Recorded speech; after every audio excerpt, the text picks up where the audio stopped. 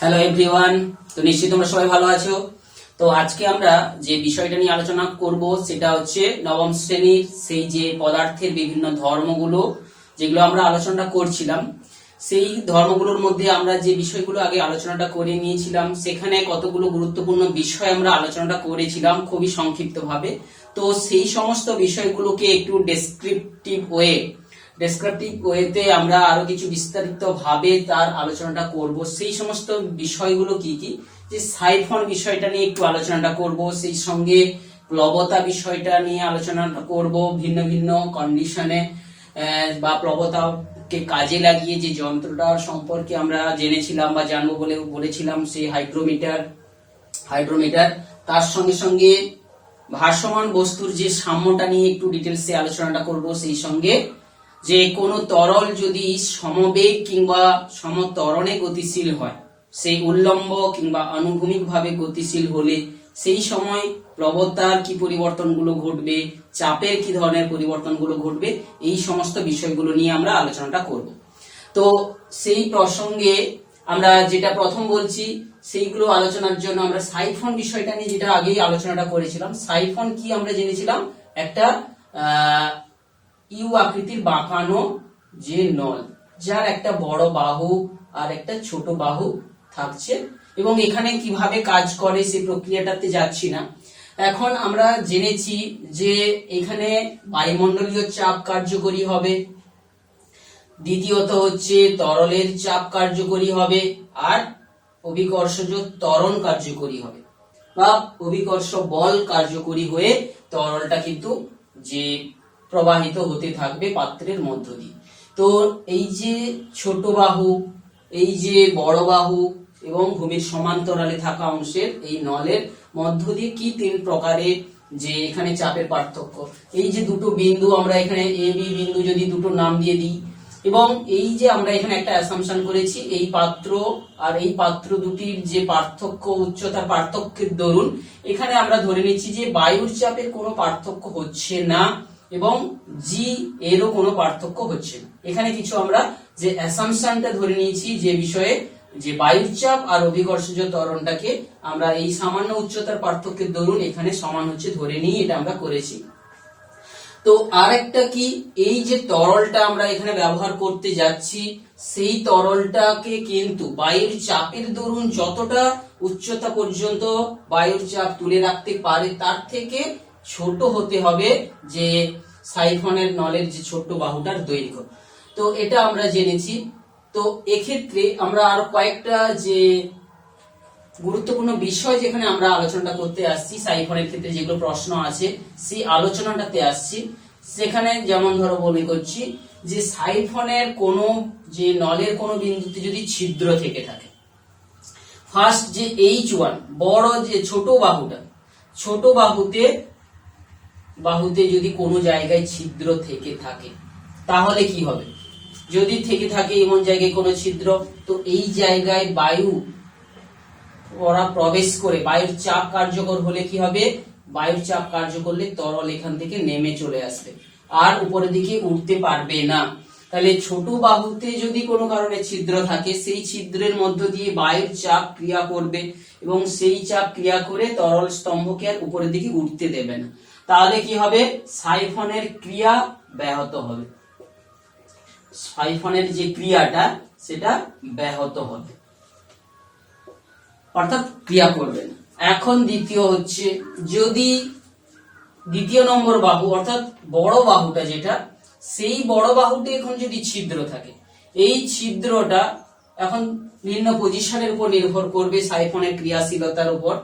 যেমন ধরো মনে করি এই যে সাইফনের যে দ্বিতীয় বাহুর ছিদ্রটা যদি যে H2 H1 দৈর্ঘ্যের থেকে বেশি বড় দৈর্ঘ্যের ছিদ্রটা ঘটে থাকে, অর্থাৎ কি যে তরলটাকে আমরা সঞ্চালিত করছি, এবং এক্ষেত্রে আমরা তো বারবার জানি এই নলটাকে পুরোপুরি তরল দ্বারা ভর্তি করে নিয়ে ওই তরলের মধ্যে ডুবিয়ে রেখে ছাড়লে তবেই তরলটা প্রবাহিত হবে। তো এখন আমরা কিছুটা বাড়তি পরিমাণ আমরা নলটাকে ঢুকিয়ে রাখি, যে তলটা উপরে আছে সেইটাই কিন্তু H1, কিছু যে বাড়তি যে ঢুকিয়ে রেখেছি নলের অংশটা, তরল কমতে কমতে যতক্ষণ পর্যন্ত আবার এখানে চলে আসবে তখন তরলের প্রবাহ আবার বন্ধ হয়ে যাবে, কারণ তারপরে বায়ুর চাপ আর ক্রিয়াশীল হবে না।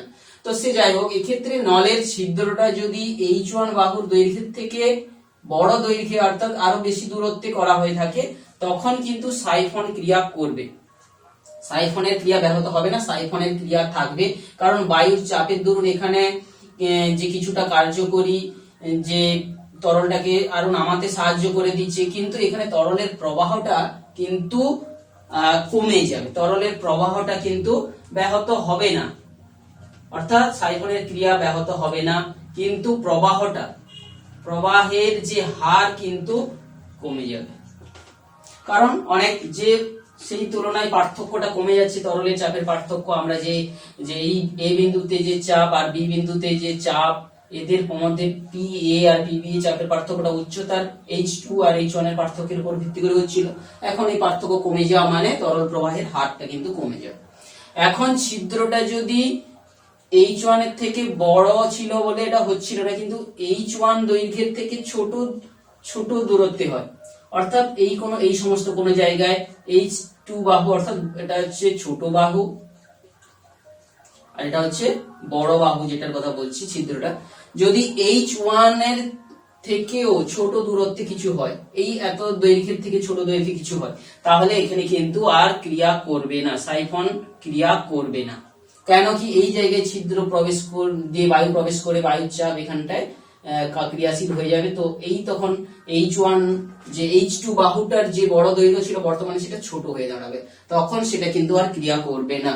তাহলে সাইফনের যে ক্রিয়াশীলতার যে ক্রিয়া করার যে বিশেষ বৈশিষ্ট্যগুলো আমরা জেনেছিলাম, কখন কোন শর্তে ক্রিয়া করে, সেই শর্তগুলোর মধ্যে আমরা যেগুলো ক্রিয়া করেছিলাম, অর্থাৎ H2 টা লেস দেন H2 টা গ্রেটার দেন H1 হতে হবে, আর হচ্ছে কি কোনো ছিদ্র থাকা চলবে না, বা মাঝের কোনো জায়গায় যদি ছিদ্র থাকে, যে এই যে অনুভূমিক তলে কোনো জায়গায় ছিদ্র থাকলে সেখানে বায়ু প্রবেশ করে ক্রিয়াশীল হয়ে গিয়ে দুই দিকে তরলকে নামিয়ে দেবে, তো সেক্ষেত্রেও কিন্তু সাইফনের ক্রিয়া ব্যাহত হবে বা ক্রিয়া করবে না। তো এইভাবে যে অনুভূমিক যে তল, অনুভূমিক যে নলের অংশে যদি কোনো ছিদ্র থেকে থাকে তাহলে সেক্ষেত্রেও সে করবে না। তো এই হচ্ছে সাইফন সম্পর্কিত যে আলোচনাটা আমরা, যেটা আগে করা হয়নি, সেখানটায় আমরা এটা করে নিলাম। সেই সঙ্গে আরেকটা পরবর্তী যে আলোচনাটাতে আমরা আসব এখন হচ্ছে প্লবতা বিষয়টাকে নিয়ে। তো প্লবতা আমরা কাকে বলে আগে জেনেছি, যে কোনো বস্তুকে যখন কোনো একটা তরলে নিমজ্জিত করে দেওয়া হয় আংশিক বা সম্পূর্ণভাবে, তো সেই তরলের উপর যে বিভিন্ন দিক থেকে যে লম্বভাবে বলগুলো চাপগুলো প্রযুক্ত হয়, সেই চাপ এবং লব্ধি বলটা যে ক্রিয়াশীল হচ্ছে সেইটাকে আমি প্লবতা বল বলে বলেছি। তো এই প্লবতা বলটার মানটা আমরা যে সহজ পদ্ধতিতে নির্ণয় করেছি, কি প্লবতা বলের মানটা হচ্ছে কি, যে সম আয়তন যে অপসারিত তরলের ওজন, যদি বস্তুটার আয়তন V থাকে এবং যে তরলটাকে সে অপসারিত করলো তার এই তরলটার ঘনত্ব যদি রো হয়ে থাকে এবং ওই স্থানের অভিকর্ষজ ত্বরণ যদি G হয়ে থাকে, এটা সহজ পদ্ধতিতে যে আর্কিমিডিসের নীতি থেকে আমরা এই প্লবতা বলের মানটা আমরা নির্ণয় করেছিলাম। আর এক্ষেত্রে ওজন, এই যে বস্তুটাকে ডুবিয়েছি সেই বস্তুর যে একটা ওজন সেটা নিচের দিকে কাজ করে, আমরা জানি W। তো এই ক্ষেত্রে প্লবতা বলের মানটা আমরা দেখতে পাচ্ছি, যে বস্তুটাকে আমরা তরলে বা কোনো আংশিক বা সম্পূর্ণভাবে নিমজ্জিত করছি, সেই বস্তুটা যে তরলের যে অংশকে অপসারিত করেছে, এক্ষেত্রে বস্তুটার পুরোপুরি অংশ যদি যে অপসারিত তরলে করেছে সেই অংশটা যদি V হয়ে থাকে, এটা আর যদি পুরোপুরি নিমজ্জিত করা থাকে তাহলে পুরো বস্তুটার আয়তনটা যতটা সে সম আয়তন তরলকে অপসারিত করেছে। আর যদি কোনো অংশ তাকে নিমজ্জিত করতো, তাহলে অংশকে নিমজ্জিত করলে সেই অংশ দ্বারা অপসারিত তরলের ওজনটাই হতো তার উপর প্লবতা বলের মান। সে যাই হোক, এক্ষেত্রে আমি ধরছি পুরো বস্তুটাকে যে যার আয়তন V তাকে সম্পূর্ণভাবে নিমজ্জিত করেছি। তো এটাই প্লবতা বলের মান হবে, দেখতে পাচ্ছ যে বস্তুটা কি আমি তরলে নিমজ্জিত করছি সেই বস্তুটার আয়তন যদি কোনো মতে বাড়িয়ে দিতে পারি, বা আয়তন তো বাড়িয়ে দিতে পারি বলতে কি এমন ভাবে তার আকার আকৃতি করতে পারি যে সে বেশি পরিমাণ আয়তনের তরলকে অপসারিত করতে পারে। তো বস্তুটার নিজস্ব আয়তন আর বস্তু, এখানে ভিটা হচ্ছে কি বস্তু কর্তৃক বস্তু কর্তৃক অপসারিত তরলের আয়তন। তো এই যে আয়তনটা যদি বাড়াতে পারি, তো সেটা নিয়েই আমরা কিছু প্রশ্ন এখানে আলোচনা করব। যেমন ধরো আমরা একটা লোহার পেরেক বা লোহার কোনো টুকরো, এই লোহার পেরেকটার যে মোট আয়তন অনেক কম, কোনো তরলে ফেললে এই যে পেরেকটার যে ওজন, তার ভর গুণিতক যে জি যেটা বলছি গুণ করলে তার যে ওজনটা, এই পেরেকটাকে তরলে নিমজ্জিত করলে যে আয়তনের তরল অপসারিত করে সেই আয়তন এবং তার ঘনত্ব, তরলটার ঘনত্ব এবং জি গুণ করলে যদি যেটা হয় সেটার তুলনায় এটা যদি বেশি হয়, তাহলে কিন্তু পেরেকটা ডুবে যাচ্ছে। এই ওয়েটটা বেশি, যদি বেশি হয়ে যায় তাহলে কিন্তু তরলটা ডুবে যায়। কিন্তু এই পেরেকটাকে আয়তনকে বাড়াবো এমন ভাবে, চ্যাপ্টা করে তাকে এমন একটা শেপ দিলাম যে এমন ভাবে ধরো একটা যে খোলের মতো একটা শেপ তৈরি করলাম, পিটিয়ে তাকে পাতের মতো করে একটা শেপ তৈরি করলাম। তাহলে এখন এই শেপের বস্তুটাকে আমি যদি তরলে নিমজ্জিত করি, দেখো যে এ কতটা আয়তনের, এই পরিমাণ আয়তনের তরলকে সে অপসারিত করেছে। কিন্তু এক্ষেত্রে দেখো পদার্থটার ভর তো সেই একই আছে, অর্থাৎ ওজন একই আছে, কিন্তু এক্ষেত্রে এই যে অপসারিত তরলটা যে নতুন একটা আয়তনকে অপসারিত করছে, এই তরলটা যখন পেরেকটা যখন ফেলেছিলাম এখানে যে আয়তনকে অপসারিত করেছিল সেটা ভি, এক্ষেত্রে যে আয়তনকে অপসারিত করেছে মনে করো এটা ভি ড্যাশ। এই ভি ড্যাশ ইনটু এই তরলের ঘনত্ব এবং এই জি গুণ করলে যদি বেশি হয়ে যায়, তখন কিন্তু দেখতে পাবো এটা ভেসে থাকবে, ভেসে থাকবে।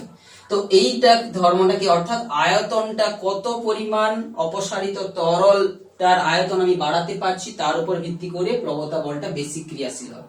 সেজন্য আমরা জানি যে কোন একটা পেরেক যেটা জলে সহজে ডুবে যায়, কিন্তু সেই লোহা যার ঘনত্ব আমরা জানি যে 7.8 গ্রাম পার সেমি কিউব, সেই আয়তন যেটা জলের ঘনত্ব মাত্র 1 গ্রাম পার সেমি কিউব, তার তুলনায় বেশি হওয়া সত্ত্বেও সে ভেসে যেতে পারে যদি তাকে তার দ্বারা অপসারিত আয়তন যে তরলটা করবে তার যদি আয়তন বেশি হয়, তাহলে সেক্ষেত্রে তার ওজনটা বেশি হবে।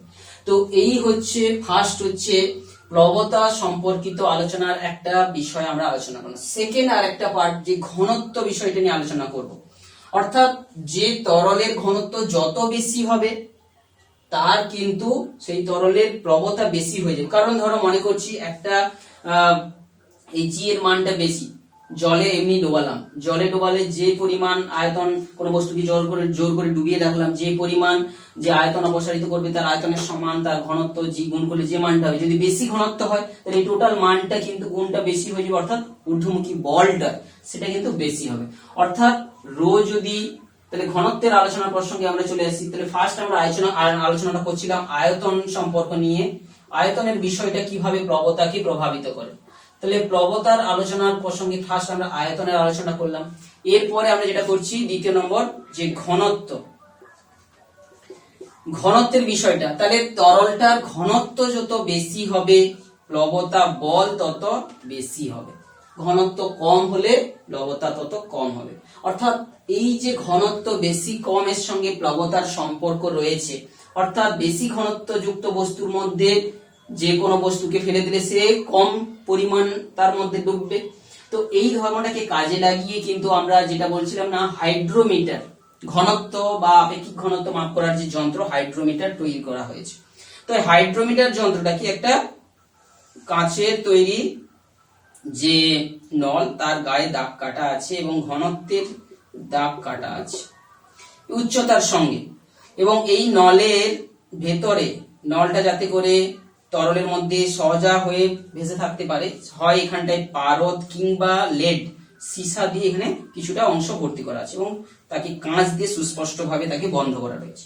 এবং এই যে হাইড্রোমিটার বলছি, হাইড্রোমিটারের ভর কিন্তু বা ওজন একটা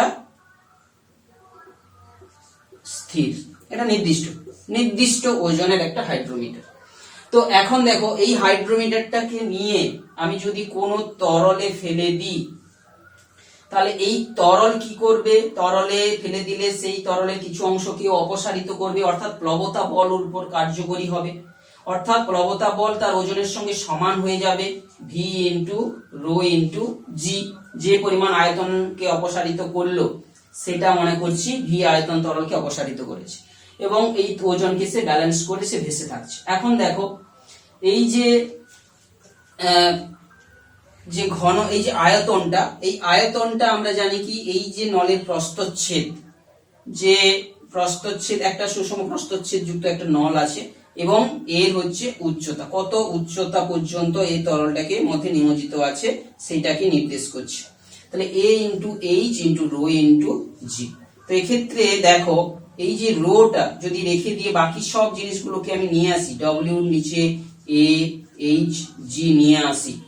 এখন তোমরা দেখতে পাচ্ছ ডব্লিউ নিচে নিয়ে আসছি এ এইচ আর জি। তাহলে যেহেতু এই যে হাইড্রোমিটারের একটা নির্দিষ্ট ভরের আছে, এর যে ওজনটা নির্দিষ্ট, তাহলে ডব্লিউ এবং এই নলটার প্রস্থচ্ছেদ যদি নির্দিষ্ট হয়ে থাকে আর এই স্থানে জি যদি নির্দিষ্ট হয়ে থাকে, তাহলে ডব্লিউ বাই এ জি এটা একটা স্থির মানের নির্দিষ্ট আর 1/h। তাহলে এখানে দেখতে পাচ্ছ রো উচ্চতার সঙ্গে ব্যস্তানুপাতিক সম্পর্কে পরিবর্তিত হচ্ছে, কিন্তু অর্থাৎ বেশি গভীরতা মানে হচ্ছে বেশি কম ঘনত্ব। কিন্তু এক্ষেত্রে আমরা এই হাইড্রোমিটার যে নলটা এখানে ডোবাচ্ছি, এখানে স্কেলটা এমন করা থাকে নিচের দিকের মানটা বেশি, তো বেশি ঘনত্বকে নির্দেশ করবে সেই রকম স্কেলিং করা থাকে, আর উপরের দিকে হচ্ছে কম ঘনত্ব নির্দেশ করছে এরকম ভাবে স্কেলিং করা আছে। ধরো সাপোজ এই অনুযায়ী এখান থেকে ধরো মনে করা আছে ধরো 10 থেকে এভাবে করা আছে, স্কেলটাকে আমি এই সাইডে আনছি, আবার 10 থেকে শুরু করে 0 পর্যন্ত করা আছে। তাহলে কম গভীরতা পর্যন্ত ডুবেছি মানেই হচ্ছে এখানটায় আমি বেশি ঘনত্ব, কারণ এখানে স্কেলটা উল্টো দিক থেকে করা আছে। তো সরাসরি এই হাইড্রোমিটার যন্ত্রে কত গভীরতা পর্যন্ত ডুবেছে সেটা দেখেই ওই তরলটার ঘনত্ব আমি সহজে বের করতে পারি। কারণ বেশি ঘনত্ব হলে এ কিন্তু কম উঁচু পর্যন্ত ডুবিয়ে থাকবে এর মধ্যে হাইড্রোমিটারের নলটা, তো কম উঁচু মানেই আমরা জানি এখানে বেশি তার স্কেল আঁকা আছে, তো বেশি ঘনত্বকে নির্দেশ করবে। তো এই রকম টাইপের হাইড্রোমিটার যন্ত্রগুলোকে আমরা জানি যে অ্যালকোহল মাপার ক্ষেত্রে, ল্যাক্টোমিটারের ক্ষেত্রে কিংবা গ্র্যাভিটি মিটারের ক্ষেত্রে ব্যবহার করা হয়ে থাকে। সেখানে সেম একটা টাইপের নল যার ভেতরে এরকম একটা নিচের দিকে সমান প্রস্থচ্ছেদ বিশিষ্ট এবং নিচের দিকে পারদ বা মার্কারি থাকে, এবং মার্কারিটা যেহেতু বিষাক্ত পদার্থ এটাকে সিল করা থাকে, সেটার সঙ্গে আলাদা করে রাখা থাকে। তো এই হচ্ছে হাইড্রোমিটার, যার সাহায্যে যেমন যে আমরা গ্র্যাভিটি মিটার, গ্র্যাভিটি মিটার বলতে কি ব্যাটারির ভেতরে যে লঘু সালফিউরিক অ্যাসিড থাকে সেই সালফিউরিক অ্যাসিডের গাঢ়ত্বটা কমে গেছে না বেড়ে গেছে সেটা জানার জন্য আমরা এই যে গ্র্যাভিটি মিটার ব্যবহার করে থাকি। যদি ঘনত্ব কমে যায় তাহলে কি হবে, বেশি উপরের দিকে উঠে ভেসে থাকছে, আবার যদি ঘনত্ব ঠিক থাকছে বেড়ে গেছে তো আবার সে নিচের দিকে সাধারণত উপরের দিকে উঠে পড়বে।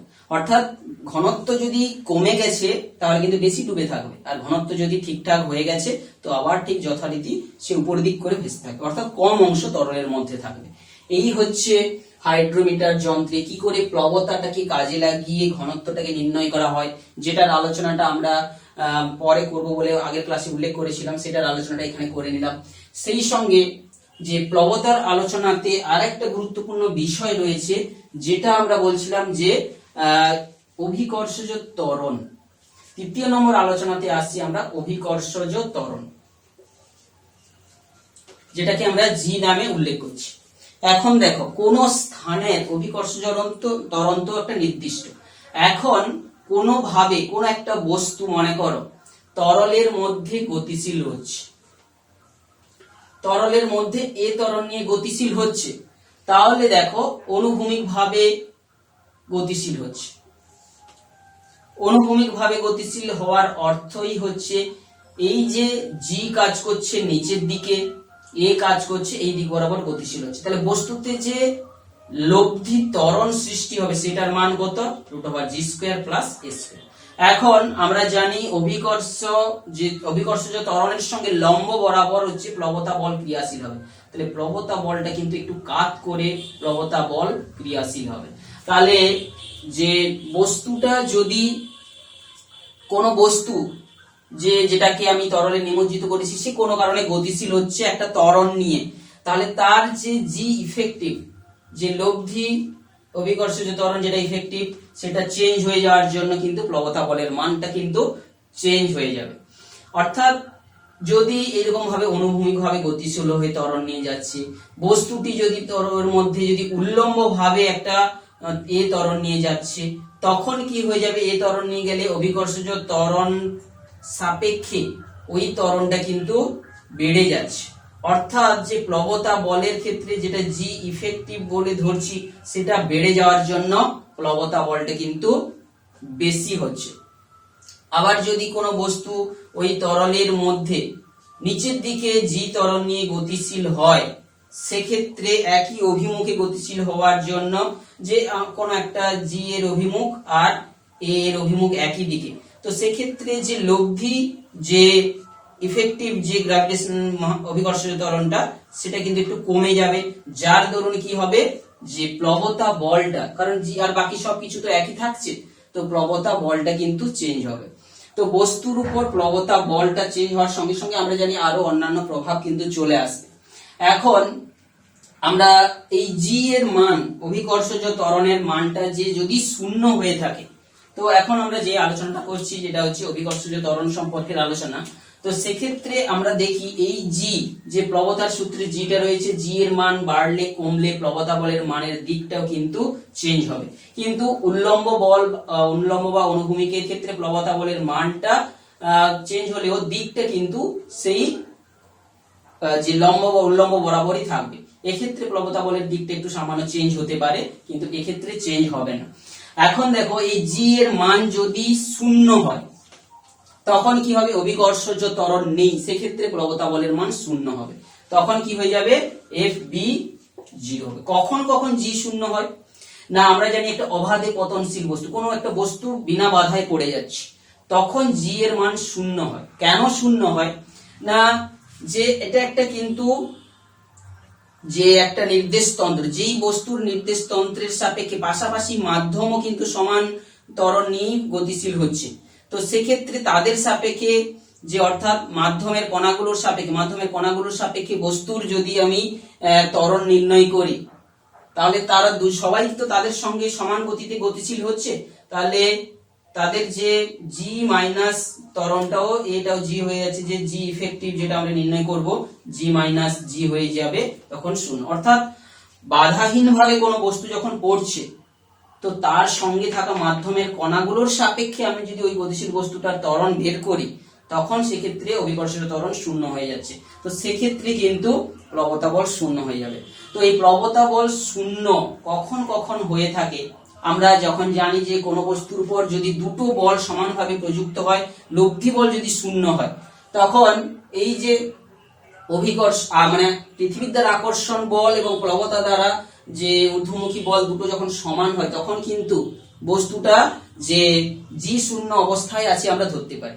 বিশেষ করে এই জি শূন্য অবস্থাটাকে কাজে লাগিয়ে এই যে মহাকাশচারী বা অ্যাস্ট্রোনটদের তাদেরকে যখন যে সেই শূন্য স্থানে যেখানটায় জি এর মান প্রায় শূন্যের কাছাকাছি, সেখানে থেকে তাদের হাঁটাচলা করা, বিভিন্ন ক্রিয়াকলাপ করার জন্য তাদের যে ট্রেনিং এর দরকার পড়ে, সেটা করার জন্য কিন্তু তাদের একটা এই যে প্লবতা শূন্য অবস্থায়, প্লবতা মানে অর্থাৎ পুরো ভাসমান অবস্থায় জি এর মান যখন শূন্য ক্রিয়াশীল হচ্ছে, লব্ধি শূন্য হওয়ার জন্য সেই রকম একটা স্পেস স্যুট পরিয়ে দেওয়া হয়, যে স্পেস স্যুটের এমন ভাবে তার মেটেরিয়াল গুলো থাকে যে সেই মেটেরিয়াল গুলোর মোট প্লবতা তাদের ওজনের সমান হয়ে থাকবে, এবং সেই একটা তরলে ভাসমান অবস্থায় তারা একটা কাজ বিভিন্ন ভাবে তাদেরকে ট্রেনিং দিয়ে তাদেরকে উপযুক্ত করা হয়। তো এই হচ্ছে প্লবতা বল, যেটা প্লবতা বলে যেখানে অভিকর্ষজ ত্বরণ শূন্য থাকে, প্লবতা বলে শূন্য নয়, ভাসমান অবস্থায় কোনো বস্তুর উপর যে জি এর মান শূন্য, অর্থাৎ ভাসমান অবস্থায় জি এর মান শূন্য, কারণ একদিকে প্লবতা বল কাজ করছে, একদিকে ওজন কাজ করছে, দুটো বল সমান হয়ে গেছে, সেই অবস্থায় বস্তুটার আপাত ওজন শূন্য হয়। অর্থাৎ এই যে বস্তুটা যেটা ডুবে আছে, এর আপাত ওজন কত হয়? আপাত ওজন শূন্য হয়ে যায়। সেই অবস্থায় আপাত ওজন শূন্যশীল অবস্থায় থেকে, অর্থাৎ আমরা এই বিষয়গুলো কিন্তু আলোচনা করা হয়ে থাকে। তো এইভাবে মহাকাশচারীদের ক্ষেত্রে কি করে প্লবতাটাকে কাজে লাগানো হচ্ছে। এর পরের আলোচনা চলে আসছি, যেটা হচ্ছে কিনা যে ভাসমান বস্তু, কোন একটা বস্তু যে ভাসমান অবস্থায় তার সাম্যটা নিয়ে একটু আলোচনাটা করব। যে যে বিষয়গুলো কিন্তু আমাদের এই নবম শ্রেণীর ক্ষেত্রে গাণিতিক দিক দিয়ে ততটা গুরুত্বপূর্ণ নয়, কিন্তু কিছু যে শর্ট প্রশ্ন পড়ে সেক্ষেত্রে কিন্তু বিষয়টাকে তোমাদের সেখান থেকে প্রশ্ন চলে আসতেও পারে। তো বস্তুর ভাষণ যখন আমরা পড়ছিলাম, এরপরের যেটা আলোচনা 3 নম্বর আলোচনা করছি বস্তুর ভাষণ। কোন বস্তু কোন একটা তরলে ভেসে আছে, সাপোজ আমরা কোন একটা বস্তু এঁকেছি, এইরকম একটা বস্তু ভেসে আছে। তো এই বস্তুটা কখন ভাসে আমরা জানছি, তার যে ওজন W আর তার যে প্লবতা বা যে প্লবতা আর ওজন দুটো যখন যে সমান হয়ে যাবে, প্লবতা FB আর W, এই যে এক্ষেত্রে আমরা দুটো কেন্দ্রের কথা উল্লেখ করব। একটা হচ্ছে প্লবতা কেন্দ্র, যাকে আমরা B নাম দেব, আর একটা নাম দেব হচ্ছে ভর কেন্দ্র, যাকে আমরা G নাম দেব, ভর কেন্দ্র বা ভার কেন্দ্র বলতে পারি, G, সেন্টার অফ গ্র্যাভিটি। দুটো পয়েন্ট এখানে আমরা উল্লেখ করব। কোন বস্তুর সমগ্র ওজন আমি যদি সেই বস্তুর পরিবর্তে একটা বিন্দু দিয়েই ক্রিয়াশীল হচ্ছে বলে আমরা ধরে নিই, সেই বিন্দুটাকেই বলা হচ্ছে ওর হচ্ছে ভার কেন্দ্র। আর হচ্ছে প্লবতা কেন্দ্র বলতে কি, প্লবতা যে ঊর্ধ্বমুখী বলটা এই বস্তুর উপর ক্রিয়াশীল হচ্ছে, সেই ক্রিয়াশীল হওয়া বলটা বস্তু মধ্যস্থ এমন একটা বিন্দু দিয়ে ক্রিয়াশীল হচ্ছে বলে আমরা ধরতে পারি, সেটাই হচ্ছে প্লবতা কেন্দ্র। প্লবতা বল ক্রিয়াশীল হওয়া হচ্ছে যে বিন্দু দিয়ে আমরা ধরতে পারি। এখন এই প্লবতা কেন্দ্র আর ভর কেন্দ্র যুক্ত সংযোজককারী যে সরল রেখা, এটাকে বলা হচ্ছে কেন্দ্রীয় রেখা। আমরা কেন্দ্রীয় রেখা বলে বা সেন্ট্রাল লাইন বলে আমরা জানি, এটাকে আমরা এই সংযোগকারী রেখা। যখন বস্তু ভাসমান অবস্থায় থাকছে, এটা কিন্তু এই কেন্দ্রীয় রেখাটা একটা কি হবে, ভাসমান অবস্থায় উল্লম্ব হবে। অর্থাৎ ভাসমান অবস্থায় দেখতে পাচ্ছ এই যে সেন্ট্রাল লাইনটা আমি যদি মনে করি, এটা একটা উল্লম্ব অবস্থায় থাকছে। এখন কোন একটা বস্তুকে দেখো, এর যদি ভার কেন্দ্রটা সচরাচর কি হবে, প্লবতা কেন্দ্রটা যে ভার কেন্দ্রটা বেশি পরিমাণ আয়তনের তরলকে অপসারিত করছে, কখনো বি বা জির মধ্যে কে উপরের দিকে থাকবে। সাধারণত বিটা উপরে থাকবে না, জিটা উপরে থাকবে, বিটা একটু নিচের দিকে থাকবে। কারণ বস্তুটা যদি ভাসে, ধরো এই একটা বড় বস্তু যেটা ভেসেছে, তাহলে তরলের কিছু উপরের অংশ যেটা আছে, কিন্তু বস্তুটার ভর কেন্দ্র উপরে থাকবে, কিন্তু প্লবতা কেন্দ্র মানে যে অংশের তরলকে সে অপসারিত করেছে সেই তরলের সেন্টারটা নিচের দিকে থাকবে। জেনারেল সিচুয়েশনটা হবে এটা, অর্থাৎ জিটা সামান্য, ভর কেন্দ্রটা সামান্য উপরের দিকে থাকবে, আর প্লবতা কেন্দ্রটা একটু নিচের দিকে থাকবে। এটাই হচ্ছে মূল সিচুয়েশন। প্লবতা কেন্দ্র একটু নিচের দিকে থাকবে আর এটা একটু উপর দিকে থাকবে ভাসন্ত অবস্থায়। তাহলে বস্তুর ভাসমান অবস্থায় কন্ডিশনটা জেনারেলি এরকমই হয়। এখন এই বস্তুটাকে যদি তার ভাসমান অবস্থায় সামান্যভাবে আমি তার অবস্থানটাকে একটু পরিবর্তন করে দিই, সাপোজ এরকম অবস্থান পরিবর্তন করি, তাহলে তার ভর কেন্দ্রটা যাই ছিল আপাতত তাই থাকলো, কিন্তু প্লবতা কেন্দ্রটা যেদিকে বস্তুটা বেশি হেলে গেছে, বেশি পরিমাণ আয়তনের তরলকে সে অপসারিত করবে, সঙ্গে সঙ্গে প্লবতা কেন্দ্রটাও সেই দিকে শিফট করবে। তাহলে আগে যে সেন্ট্রাল লাইন ছিল, যেটা হচ্ছে প্লবতা কেন্দ্র এবং ভর কেন্দ্রগামী যে রেখাটা ছিল সেটা, এবং ভর কেন্দ্রটা যেখানে উপরের দিকে ছিল, এখন এই যে জি গামী যে প্লবতা কেন্দ্রটা একটু সামান্য সরে এলো, এই প্লবতা কেন্দ্রটা সরে আসার ফলে যে রেখাটা ওই প্লবতা দিয়ে উল্লম্ব রেখাটা টানলে ওই রেখাটা কেন্দ্রীয় লাইনকে জি বিন্দুতে ছেদ করে, সেটাকে বলা হচ্ছে মেটা কেন্দ্র। তাহলে এক্ষেত্রে আমরা মেটা কেন্দ্র জানবো কখন না, কোনো বস্তু যেটা ভাসমান অবস্থায় আছে সেখান থেকে যদি সামান্য পরিবর্তন করে দিই, তার কোনো দিকে তার অবস্থান পরিবর্তন করি, তাহলে তার প্লবতা কেন্দ্রটা অরিজিনাল অবস্থান থেকে অন্যদিকে সরে যাবে। তাহলে প্লবতা বরাবর ঊর্ধ্বমুখী বল কাজ করছে এই দিকে, আর জি থেকে বল কাজ করবে নিচের দিকে। তাহলে বস্তুটার উপর একটা দ্বন্দ্ব কাজ করবে, এবং সেই যে পরবর্তী প্লবতা কেন্দ্র যাকে আমি বি ড্যাশ ধরে বলছি, এই বি ড্যাশ দিয়ে একটা উল্লম্ব রেখা কল্পনা করলে সেটা প্রধান সেন্ট্রাল লাইনকে যে বিন্দুতে ছেদ করবে সেটাকে আমি বলছি মেটা কেন্দ্র। তাহলে প্লবতা কেন্দ্র যেটা ফার্স্ট বি ছিল, যেটা পরবর্তীতে হলো বি, সেই বি দিয়ে একটা লম্ব টানতে সেটা মেটা কেন্দ্র বলছে। এই জি এবং এম এই জি এবং এম এর দৈর্ঘ্যটাই কিন্তু বস্তুটাকে পুনরায় আগের অবস্থানে ফিরে আসতে সাহায্য করবে না আবার তাকে। এবার এই মেটা কেন্দ্র দিয়ে আমরা আলোচনায় আসছি। তো বস্তুটাকে যখন তার সাম্য অবস্থান থেকে সামান্য আমরা তার অবস্থান পরিবর্তন করেছি, সেই অবস্থান পরিবর্তন করলে যে দ্বন্দ্বটা সৃষ্টি হলো, সেই দ্বন্দ্বটা যদি তাহলে তাহলে মেটা কেন্দ্রতে যাওয়ার আগে তাহলে আমরা দ্বন্দ্ব যেটা সৃষ্টি হবে, অর্থাৎ অবস্থার পরিবর্তন করলে যে নতুন দুটো বল, একটা প্রবতা কেন্দ্র বি ড্যাশ থেকে ঊর্ধ্বমুখী বল যেটা কাজ করছে, আর এম থেকে যে ওজন কাজ করছে, জি বিন্দু দিয়ে যে ওজন কাজ করছে, এই দুটো বল ক্রিয়াশীল হওয়ার জন্য দ্বন্দ্ব। এই দ্বন্দ্বের যে ফলে বস্তুটা যদি তার সাম্য অবস্থায় আবার ফিরে আসে, সেটাকে বলা হচ্ছে দ্বন্দ্বের ফলে যদি যে ফলে আবার পুনরায় যদি সাম্য অবস্থায় ফিরে চলে আসে, তাহলে এটাকে বলা হবে সুস্থির সাম্য। বস্তুটা যে প্রথম ভাসছিল এটা সুস্থির সাম্যতে ভাসছিল। আর যদি পুনরায় সাম্য না হয়, আবার যদি বস্তুটা সাম্য অবস্থায় ফিরে না যায় দ্বন্দ্বের ফলে, এই যে দ্বন্দ্বটা সৃষ্টি হলো, সেটাকে বলা হচ্ছে অস্থির সাম্য।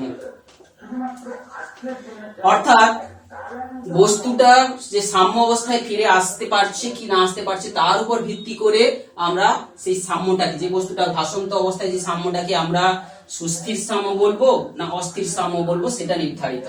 আর এক প্রকারের সাম্য আছে, যে ক্ষেত্রে আমরা বস্তুটার যদি অবস্থান পরিবর্তন করলে, অর্থাৎ সামান্য যদি বাঁকিয়ে দিলে যদি এই B equal to B dash, অর্থাৎ প্লবতা কেন্দ্রটা কিন্তু কোনো চেঞ্জ হলো না, একই বিন্দুতেই থাকলো, প্লবতা কেন্দ্র যদি কোনো চেঞ্জ না হয়, সেই অবস্থায় যে সাম্যটা তাকে বলা হয় নিরপেক্ষ সাম্য। কি বলছি বোঝা গেল?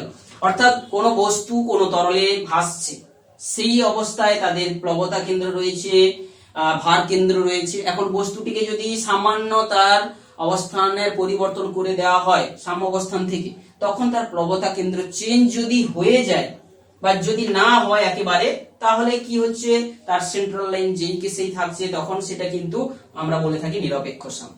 কিন্তু যদি বি এর অবস্থানটা চেঞ্জ হয়, বি এর অবস্থানটা চেঞ্জ হওয়া মানে কি, অর্থাৎ বস্তুর অবস্থান পরিবর্তন করলে বি এর অবস্থান পরিবর্তন হয়ে অন্য হলো, B naught is equal to B dash হলো, B naught is equal to B dash, নতুন একটা সৃষ্টি হলো, তখন সৃষ্টি হবে দ্বন্দ্ব। দ্বন্দ্ব যখনই সৃষ্টি হবে তখন আমাদের হতে পারে কি, এই যে দ্বন্দ্ব হলে যে দুটো ঘটনা ঘটে, সুস্থির সাম্য না হলে অস্থির সাম্য, এটাই ঘটবে। বোঝা গেল? তো এই যে সুস্থির সাম্য বা সহজে ফিরে আসবে না, সেটা আরো সহজে বোঝার জন্য আমরা সব সময় মেটা কেন্দ্র নামক একটা কেন্দ্র যাকে বলে থাকি, সেটা নির্ণয় করে থাকি, যে সহজে সুস্থির হবে না অস্থির হবে, সুস্থির না অস্থির সাম্যতে থাকবে, সেইটা আমরা নির্ণয় করার জন্য এই মেটা কেন্দ্রের ইন্ট্রোডিউশনটা করা হয়। মেটা কেন্দ্রটা কি বললাম, তাহলে নিশ্চয়ই বোঝা গেল যে নতুন সৃষ্টি হওয়া প্লবতা কেন্দ্র দিয়ে অঙ্কিত উল্লম্ব যে রেখাটা, তার কেন্দ্রীয় রেখাকে যে বিন্দুতে ছেদ করেছে, সেন্ট্রাল লাইনকে যে বিন্দুতে ছেদ করবে, সেটা মেটা কেন্দ্র। এখন মেটা কেন্দ্রটা যদি জি থেকে একটু বেশি হবে, এখানে ছবিটা অনুযায়ী জিটা কিন্তু সেই উপরে থেকে গেছে, জিটা কিন্তু নিচের দিকেই থাকবে চিত্র অনুযায়ী। এই মেটা কেন্দ্রটা যদি জিটা কিন্তু নিচের দিকে থাকবে, জি আর মেটা কেন্দ্র, অ্যাকচুয়ালি চিত্রটাতে মেটা কেন্দ্রটা উপরের দিকে থাকবে, জিটা উপরে থাকবে, আগের যে বিটা যেখানে ছিল। এবারে মেটা কেন্দ্রটা বি ড্যাশটা আসার ফলে যে বিন্দুতে ছেদ করেছে এটা, এই যে জি এম, এই দৈর্ঘ্যটা যত বড় হবে, জি এমটা যত বড় থাকবে, দ্বন্দ্বটার ফলে সে সুস্থির সাম্যতে ফিরে আসতে, সুস্থির সাম্যতে আগে পুনরায় সাম্যতে ফিরে আসতে সুবিধা হবে। তো সেই জন্য জিটা যতটা দূরত্ব বাড়ানো যেতে পারে, জি এম এর মানটা যত বাড়াবে তত কিন্তু সুস্থির সাম্যতে ততই আসতে সুবিধা হবে। জি এম এর দৈর্ঘ্য যত বেশি হবে, এই জি এম এর দৈর্ঘ্য কখন বেশি হবে, যদি জিটা যত নিচের দিকে থাকবে ততই কিন্তু ভালো, জিটা যতই নিচের দিকে থাকবে ততই ভালো। তো জিটাকে নিচের দিকে রাখতে গেলে জি যত নিচের দিকে থাকবে তত ভালো। তাহলে জি কখন নিচের দিকে বেশি থাকবে, যদি বস্তুটার মোট ভরটা বেশি থাকে। সেই জন্যই কি হয় কি, জাহাজ থেকে যখন মাল নামানো হয় তখন কিছুটা মাল একেবারে পুরোপুরি খালি করে দেওয়া হয় না, কিংবা জাহাজে প্রথম থেকে কিছু আনওয়ান্টেড যে অপ্রয়োজনীয় যেগুলো দিয়ে বস্তুর ভর কেন্দ্রটা কিন্তু আরো নিচের দিকে করা থাকে, ভার কেন্দ্রটা। তো তাতে করে কি হয়, মেটা কেন্দ্রটা সবসময় উঁচুর দিকে থাকবে। মাল কিছুটা, যে জাহাজের মালগুলো মালপত্র নামিয়ে নেওয়ার পরেও যে নতুন প্লবতা কেন্দ্র সৃষ্টি হচ্ছে সেইটা মেটা কেন্দ্র থেকে অনেক ডিস্টেন্সে থাকার জন্য জাহাজ কিন্তু সবসময় সুস্থির সাম্যতে থাকার চেষ্টা করে। পুনরায় এদিক ওদিক দুললেও সে পুনরায় আবার সে সুস্থির ভাবে সে ভাসতে শুরু করবে। এই হচ্ছে বস্তুর যে সাম্য অবস্থান বা মেটা কেন্দ্র বিষয়টা কি, প্লবতা কেন্দ্রের অবস্থান পরিবর্তন বিষয়টা এখানে আমরা একটু আলোচনা করে নিলাম। এরপরে চলে আসছি যে শেষ অংশের আলোচনা, যে কোন তরলের মধ্যে থাকা কোন বস্তু গতিশীল কিংবা তরলটা যদি গতিশীল হয় সেই অবস্থায় চাপ এবং প্লবতার কি পরিবর্তনগুলো হবে। তো প্রথমে চলে আসছি কোন একটা তরল বা তরলের মধ্যে থাকা বস্তু, কোন তরল বা তরলের মধ্যে থাকা বস্তু সমবেগে গতিশীল হচ্ছে। তাহলে সমবেগে গতিশীল হওয়া মানেই কি, ওর কোনো কিন্তু ত্বরণ নেই। সমবেগে গতিশীলটা হতে পারে সে উল্লম্ব ভাবে হতে পারে, সে অনুভূমিক ভাবে হতে পারে। কোন একটা তরল উল্লম্ব ভাবে উপরের দিকে উঠছে কিংবা অনুভূমিক ভাবে কোন তরল যুক্ত পাত্রটা এইরকম গতিতে যাচ্ছে, এখানে ত্বরণটা কিন্তু শূন্য। প্রত্যেক ক্ষেত্রে ভালো করে খেয়াল রাখবে। তাহলে গতি রয়েছে কিন্তু ভি আছে কিন্তু ত্বরণটা শূন্য। এই অবস্থায় কি হবে না, তার না হবে চাপের কোনো পরিবর্তন, না হবে প্লবতার কোনো পরিবর্তন, কোনোটারই কিছু পরিবর্তন কোনো ক্ষেত্রে কিছু হবে না। অর্থাৎ তরলের মধ্যে যে পরিমাণ কোন স্তম্ভের যেরকম চাপ ছিল গভীরতার উপর নির্ভর করে যে রাশিমালাগুলো ছিল, সেই সমস্ত চাপের রাশিমালার যেমন কোনো পরিবর্তন হবে না। তো কোনো একটা বস্তুর উপর যে মানে কোন বস্তুকে নিমজ্জিত করলে তরলের মধ্যে তার যে প্লবতা কাজ করে, ঊর্ধ্বমুখী বল কাজ করে, কোনো পরিবর্তন, আমরা চিহ্নগুলো দ্বারা বোঝাচ্ছি যে কোনো পরিবর্তনকে নির্দেশ করছি। অর্থাৎ কোনো পরিবর্তন হবে না। চাপের রাশিমালার যে পরিবর্তন, আমরা P সমান H রো জি যাকে আমরা চাপ দিয়ে বলেছি, প্লবতা যেটা আমরা V রো জি বলেছিলাম, সেইগুলো মানের কোনো কিন্তু পরিবর্তন হবে না, যে সেগুলো কিন্তু একই থাকবে প্লবতা। বোঝা যাচ্ছে? তাহলে কোনো কিছুর পরিবর্তন হবেই না।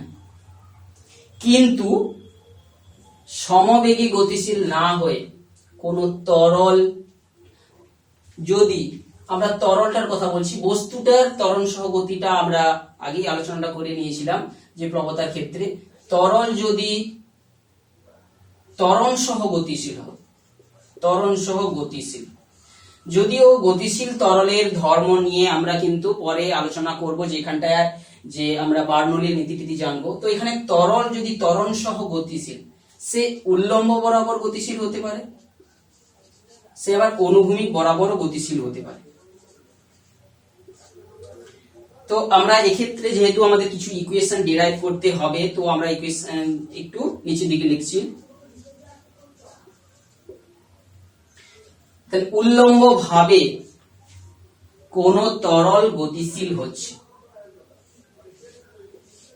এই উল্লম্ব ভাবে আমরা মনে করছি ধরো এ উপরের দিকে এ ত্বরণ নিয়ে গতিশীল হচ্ছে। এটা মনে করো কোন একটা লিফটের ক্ষেত্রে ঘটছে, এটা লিফট উল্লম্ব ভাবে হয় উপরের দিকে হচ্ছে, নিচের দিকে হলে তার ঠিক একটা চিহ্ন চেঞ্জ হবে, উল্লম্ব ভাবে উপরের দিকে আর উল্লম্ব ভাবে নিচের দিকে। আর অনুভূমিক ভাবে একটা দিক বরাবর আমরা আলোচনা করলেই হবে, উল্লম্ব ভাবে নিচের দিকে। তো দেখো, যখন একটা তরলের স্তম্ভটা আমরা এখানে নিয়ে নিই, একটা তরল মনে করো এই তরলটা আছে পাত্রতে, এ তরল নিয়ে কোনো একটা লিফটে উপরের দিকে উঠছে। তো এই যে পাত্রতে থাকা তরলের একটা যদি স্তম্ভ আমি কল্পনা করি, এই স্তম্ভের আমি যদি রাশিমালাটা একটু ছোট ছোট করে লেখার চেষ্টা করি, এই যে গতিশীল হচ্ছে উপরের দিকে, যে যে বলগুলো উপর দিকে কাজ করছে সেটা পজিটিভ, নিচের দিকে যে চাপ প্রযুক্ত হচ্ছে এটাকে নাম দিচ্ছি P2, উপরের দিকে যে চাপ প্রযুক্ত হচ্ছে সেটাকে মনে করছি P1। একটা তরল স্তম্ভ নিয়েছি, যে তরলের মধ্যে কোন একটা অংশ, তাহলে এই ক্ষেত্রফলটা এ, প্রস্থচ্ছেদের ক্ষেত্রফলটাকে ধরেছি এ। তাহলে দেখো উপরের দিকে যে বলটা কাজ করছে P2 ইন্টু এ, নিচের দিকে যে বলটা কাজ করছে P1 ইন্টু এ। আর কি বল কাজ করছে, এই যে তরল স্তম্ভের ওপর যে এই যে স্তম্ভটার কথা বলছি তার ওজন সবসময় নিচের দিকে কাজ করছে, তাহলে এটা নেগেটিভ। তাহলে এ ইন্টু ধরো এইচ উচ্চতার একটা কলম, এ এইচ এবং রো, তরলটার ঘনত্ব যদি রো হয়ে থাকে এর সঙ্গে জি, এটা নিচের দিকে কাজ করছে। তাহলে ওভারঅল লব্ধি বল নিয়ে উপরের দিকে উঠছে এই তরল স্তম্ভটার এ এইচ রো এবং এ ত্বরণ নিয়ে উঠছে।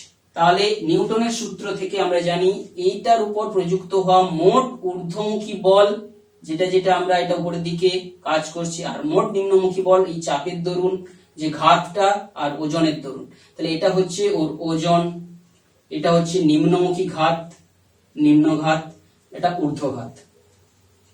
এইগুলোর বিয়োগফল বস্তুর যে ভর ইন্টু ত্বরণ। এই সমীকরণটা থেকে আমি যদি উভয় পক্ষ থেকে এটাকে ক্যান্সেল করে দিই, থাকছে শুধু P2 মাইনাস P1 সমান, এটাকে যদি ওপাশে নিয়ে যাই এইচ রোটা কমন চলে যাবে, হয়ে যাবে A প্লাস জি। তাহলে দেখতে পাচ্ছ এই যে তরল স্তম্ভের চাপের কিন্তু একটা বৃদ্ধি, আমরা চাপের এই যে রাশিমালাগুলো আমরা নির্ণয় করতে গিয়ে দেখতে পাচ্ছি বৃদ্ধি ঘটছে।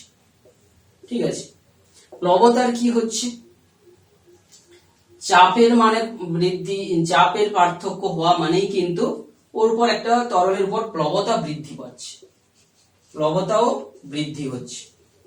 এখন প্লবতা বৃদ্ধি হলেও আমি যদি এই কোনো তরল স্তম্ভ না ধরে কোনো একটা বস্তু নিমজ্জিত আছে ধরো এইভাবে ধরতাম, তখন কি বস্তুটা প্লবতা বৃদ্ধি পেলে কি বস্তুটা কিন্তু ভেসে উঠবে? প্রশ্নটা হচ্ছে এখানে। প্লবতা বৃদ্ধি পাচ্ছে, চাপ বাড়ছে মানে কি চাপের সঙ্গে প্লবতার সম্পর্ক রয়েছে, চাপ দ্বারা প্রযুক্ত বল যে প্লবতাকে নির্ণয় করে দেয়, প্লবতা বল। তো সেই জন্য প্লবতা বৃদ্ধি পাচ্ছে মানে কি বস্তু যদি কোনো একটা নিমজ্জিত থাকা অবস্থায় আছে, এইরকম কোন একটা বস্তুকে যদি তরলটাকে পুরো পাত্র সহ উপরে দিকে উঠিয়ে নিতাম, বস্তু কি ভেসে উঠবে? না। কোন বস্তু যেটা নিমজ্জিত অবস্থায় ভাসছে, নিমজ্জিত অবস্থায় থেকে ছিল, সে কিন্তু ভাসবে না। অর্থাৎ প্লবতা বাড়লেও কোনো বস্তু হঠাৎ ভেসে উঠবে না, কারণ বস্তুটারও কিন্তু আপাত ওজনও বৃদ্ধি পেয়ে যাবে। যেমন ভাবে প্লবতা বৃদ্ধি পাচ্ছে, বস্তুর আপাত ওজনও কিন্তু বাড়বে। তো সেই জন্য কোনো বস্তুর প্লবতাটা বাড়লেও কি হচ্ছে, আপাত ওজন যেহেতু বেড়ে যাবে, সেই জন্য কিন্তু কোনো বস্তু এখানে ভাসবে না। তো ঠিক একই রকম নিচের দিকে উল্লম্ব ভাবে গতির ক্ষেত্রেও যদি আমরা একইভাবে এই ইকুয়েশনটাকে ড্র করি, যেটা চিত্রটা আমরা যদি একটু এঁকে নিই, এইরকম একটা, অর্থাৎ এই একই চিত্রটাকে উল্লম্বভাবে, আর এখানে পাশে একটা চিত্র আঁকছি, যাতে মনে করো এইখানে তরল স্তম্ভ একটা কল্পনা করলাম, এই তরল স্তম্ভটা নিচের দিকে নামছে, এটা নিচের দিকে নামছে। তো এক্ষেত্রে দেখো এই তরল স্তম্ভ নিচের দিকে ক্রিয়াশীল হওয়া বলগুলোকেই আমরা পজিটিভ ধরবো। তাহলে দেখো এক্ষেত্রে P1টা হবে পজিটিভ, উপর আমরা সবসময় নিচেরটাকে P2, উপরেরটাকে P1 বলছি। P1 ইন্টু এ নিচের দিকে ক্রিয়াশীল হচ্ছে, উপরের দিকে ক্রিয়াশীল হচ্ছে কি P2 ইন্টু এ। আর কি ওজন নিচের দিকে ক্রিয়াশীল হচ্ছে, এক্ষেত্রে এটা হবে পজিটিভ। এটার মানটা কত, এই তরল স্তম্ভের এ ইন্টু এই যে এইচ উচ্চতা, A H into rho into G, এটা হচ্ছে নিচের দিকে ক্রিয়াশীল হচ্ছে। আর যে এইচ রো ইন্টু এ, এটা হচ্ছে নিউটনের সূত্র থেকে মোট লব্ধি বল নিচের দিকে সমান ভর ইন্টু ত্বরণ। তো এক্ষেত্রে এখান থেকে সলিউশন করলে তোমরা পেয়ে যাবে P1 মাইনাস P2 সমান, দেখতে পাচ্ছ এইচ রো ইন্টু এ মাইনাস জি।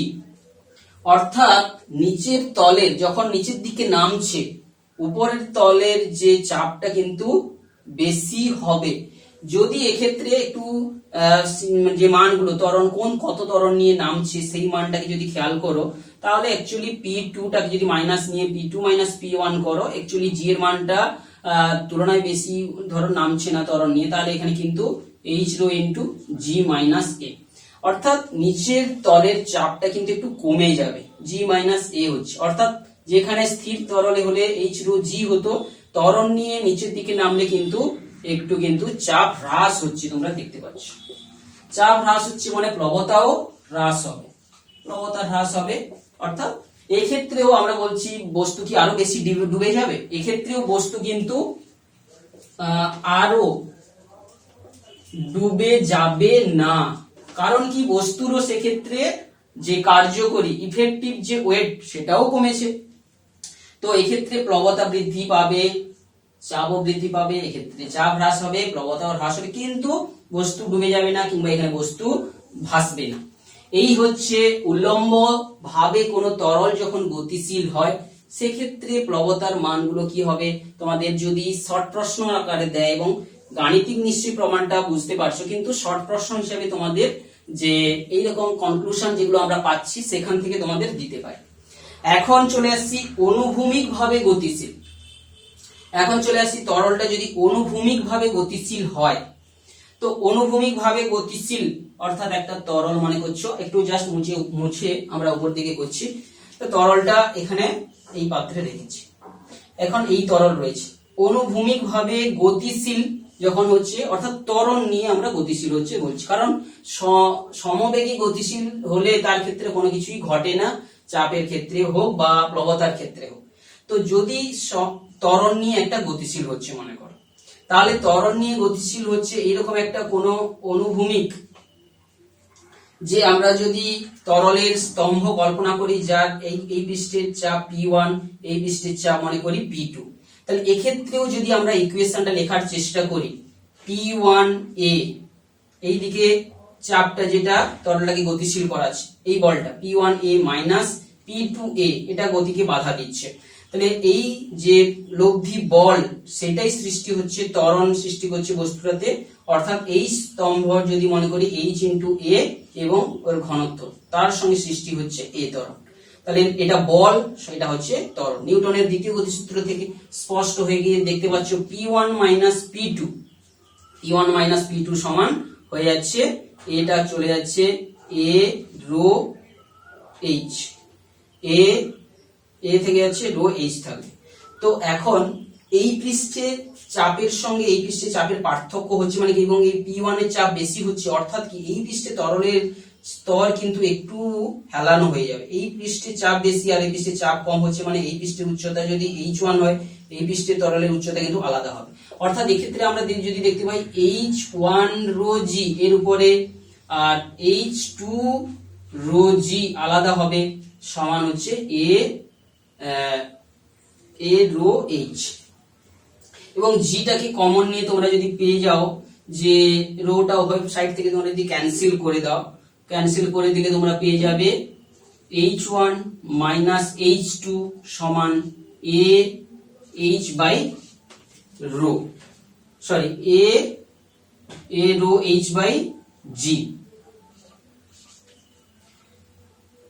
সরি রোটা তো উভয় সাইড থেকে ক্যান্সেল হয়ে গেল, থাকছে শুধু A H বাই G।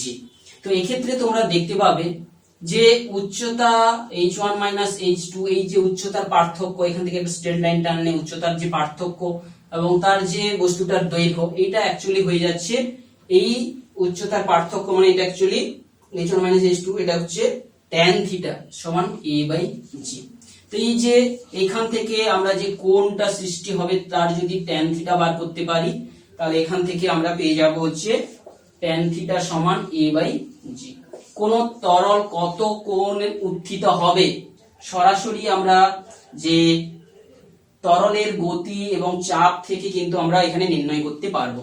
তো এই হচ্ছে আজকের যে আলোচনার বিষয়বস্তুগুলো, যেটা কিন্তু আমাদের নবম শ্রেণীর বইটাতে যেগুলো আমরা তার কনক্লুশন গুলোকে শুধু আমরা এখানটায় নেব, তার পেছনে যে ম্যাথমেটিক্স গুলো আছে এগুলোকে আমরা চাইলেও এখানে অ্যাভয়েড করতে পারি, কারণ কিন্তু এগুলো যখন তোমরা একাদশ শ্রেণীতে বিজ্ঞান নিয়ে পড়বে সেক্ষেত্রে কিন্তু আমরা এই ডেসক্রিপটিভ আলোচনাগুলোকে ইনক্লুড করতে পারি।